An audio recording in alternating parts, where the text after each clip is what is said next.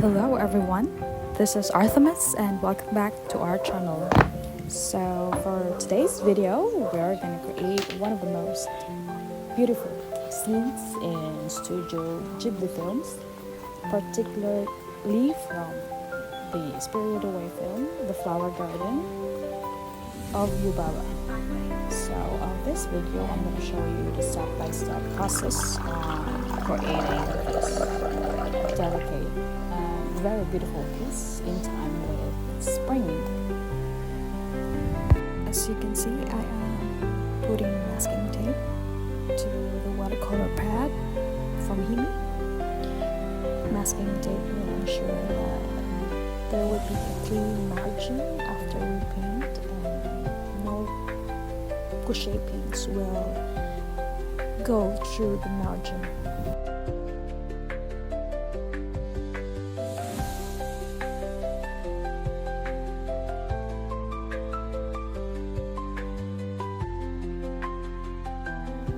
After putting the masking tape, we're gonna outline the shapes of our painting to see where the colors would end and where would we paint. And here I am mixing sky blue and white to get the perfect shade for the sky. So we're gonna do the background first and then layer by layer we're gonna paint until we last paint the foreground. So most painters do this step because it allows us to get the background settled and allows us not to mess up the foreground if we are trying to fix things, and allows us to set the painting on it. So right now I'm mixing green and black to paint the shadows of the painting. It is better to apply a thin layer of paint and then later on, if we think that the painting is too thin, we could apply more layers of painting so that it slowly builds up. And if we're trying to fix things or there's something that we need to fix, we can easily correct it by erasing the painting. Since it is thin layer, we could still adjust the consistency of our paintings. After painting the shadows, we're gonna paint the midtones part of our painting. So here I am mixing the green and a little bit of black, and then I painted on the middle part of the bush. This will serve as the base of our bushes later on. So I did it on both sides of bushes, mixing green and black and a little dab. Actually, I've been eyeing to paint this flower garden for a long time, but then since I actually am not really good at painting detailed stuff, I kind of become hesitant. But then for this year I am trying to challenge myself to do more delicate and more detailed painting so that I can improve my skills and I can go out of my comfort zone in painting, and also let you guys come with me as I go through this art journey, so that you could also learn the tricks and what to do and what not. So these tricks sometimes I also learned it from other artists, and also I learned it from my own experience. This painting journey took me long years to find courage to pursue it. But ever since a kid, I was already painting, drawing, sketching, doing stuff. But then as I grew up,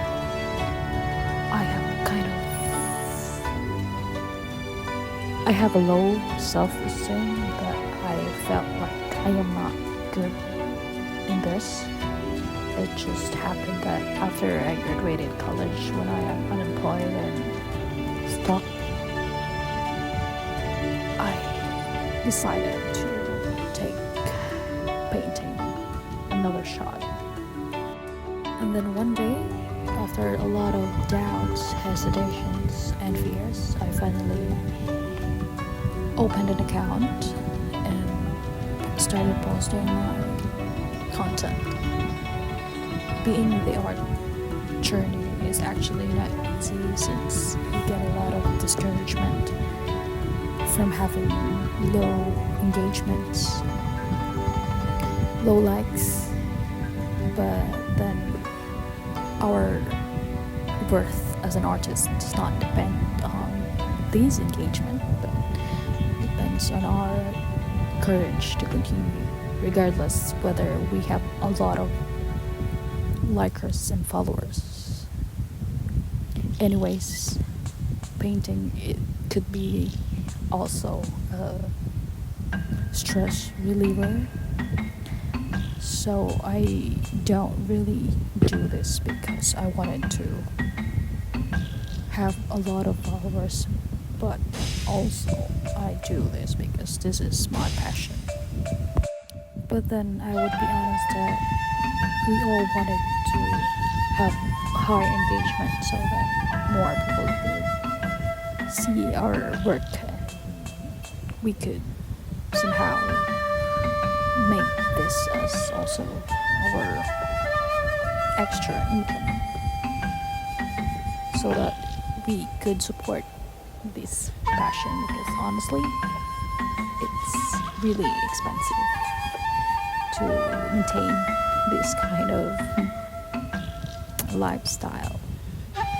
Well, we could also buy cheap painting supplies, art supplies, but then it feels different to have quality art supplies. So let's go back to the painting process. At this time I am painting the leaves in the bushes. So this part is quite tricky, since I actually wanted to replicate the exact shape of the bush from the reference, but then I am still in the state of work in progress when it comes to painting leaves and grasses. So I think I did a good job. It took me actually weeks to finish this part, since I am actually also busy with work and I couldn't insert this process, since my mind cannot be on different things at the same time. So this piece took for like 3 weeks to finish, but I think it's worth it. During this part, I think I struggled because the shade of the paint, specifically the yellow-green guache, is actually not too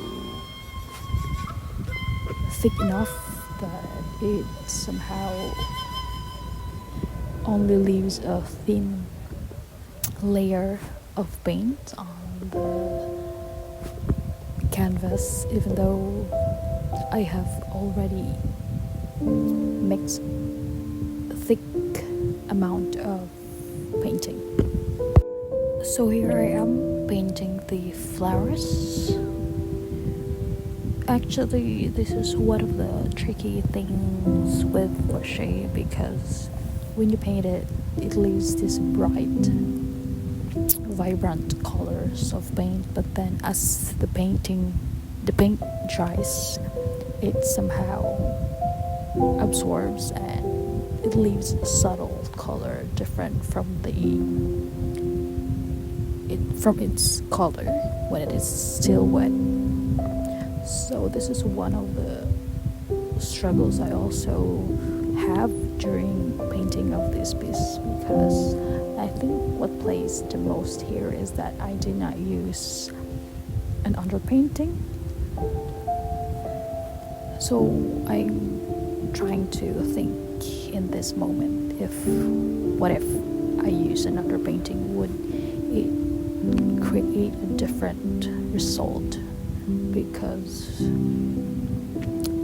once I put the colors and it dries, it leaves a darker shade rather than light shade. Or maybe I could have painted white first so that the colors will pop out the way I wanted it.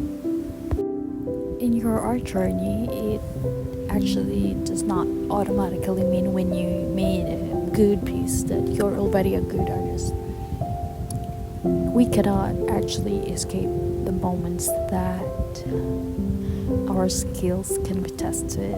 We would question our skills, especially whenever we paint and then we are not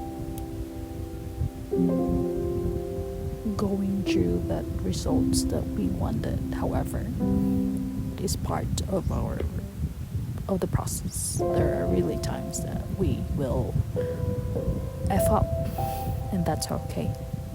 We could try to fix things and try our best. Whatever the result is, we should be glad because we all still finished it. Painting the flowers is the most fun part, but then the truth is I actually struggled a lot painting the tiny flowers because I felt like I did not mix the right shade of the color that I wanted it. So even though I did not really achieve the right shade, I still continue to paint because sometimes even though things does not go well, does not mean that you have to stop. You also have to still continue no matter what, because you started it, and that could be a great lesson too in life. Things does not need to be perfect, it just needs to be done. Then let the universe or whatever force there is on earth do its thing, and sometimes it works actually, but then if it does not, what can we do? We just accept and continue. So after struggling for a while, I think on this part I finally were able to control the strokes and how the flower would look like. And even though it does not, as I said, it does not go the way I wanted it, I think it is starting to look at least good compared to what I am foreseeing it. So I just trust my gut and kept on putting paints, different shades of pink, a mixture of orange, red, violet, blue. So yeah.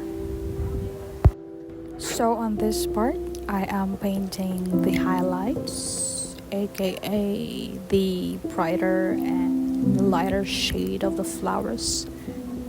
This trick is very, very nice to do because it creates depth in our work. Anyways, I think you guys should enjoy watching the detailing process without me interrupting. So yeah. let's enjoy the video until it is finished.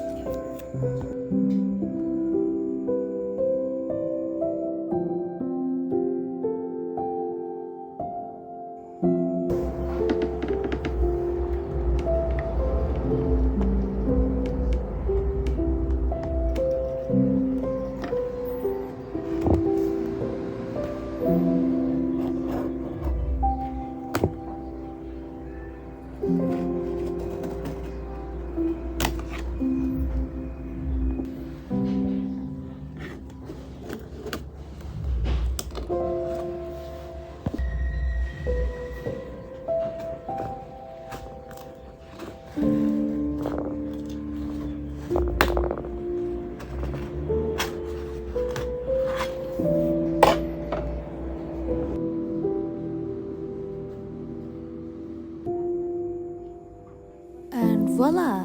That's our painting for today, guys. See you in the next vlog. Thank you.